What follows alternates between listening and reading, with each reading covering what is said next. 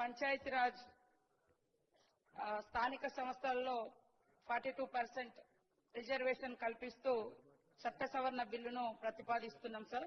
గత ప్రభుత్వంలో 2018 పంచాయతీరాజ్ చట్టంలో రిజర్వేషన్లను 50% పరిమితం చేస్తూ బీఆర్ఎస్ ప్రభుత్వం చేసినటువంటి చట్టం చేయడం జరిగింది. దాంట్లో 285A నిబంధన మరి సీలింగ్ పెట్టడం జరిగింది 50% వరకే.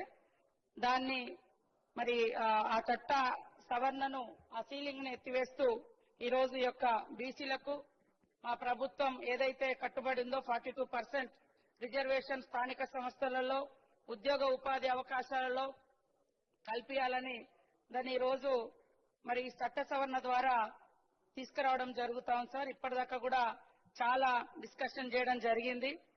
తెలంగాణలో బీసీలు అధికంగా ఉన్న రీత్యా జనాభా ప్రాతిపదికన రిజర్వేషన్లు కల్పిస్తామని ఆ రోజు మా నాయకుడు రాహుల్ గాంధీ గారు ఇట్నా ఆబాది ఉత్నా ఇసేదారి అనేటువంటి ఒక స్ఫూర్తితోటి ఒక సామాజిక న్యాయ మూల సిద్ధాంతానికి కట్టుబడేటువంటి మా ప్రభుత్వం మరి ఈ రోజు ఇంటింటి సర్వే ద్వారా ఆ తర్వాత డెడికేటెడ్ కమిషన్ ఏర్పాటు చేయడం ద్వారా మరి ఈ రోజు ఈ బిల్లును సమగ్రంగా శాస్త్రీయంగా అన్ని వర్గాలతోటి చర్చ చేసుకొని అసెంబ్లీలోకి తీసుకురావడం జరిగింది సార్. గతంలో కూడా 2 బిల్లులు తీసుకురావడం జరిగింది, ఆర్డినెన్స్ కూడా తీసుకురావడం జరిగింది.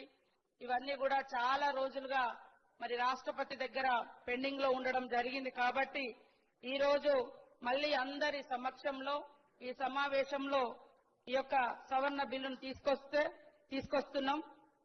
కాబట్టి మరి అన్ని పక్షాలు బీసీల ప్రయోజనాలను ఆర్థిక సామాజిక రాజకీయ ప్రయోజనాలను దృష్టిలో పెట్టుకొని ఈ చట్ట సవరణ బిల్లును ఆమోదించాల్సిందిగా కోరుతా ఉన్నాం.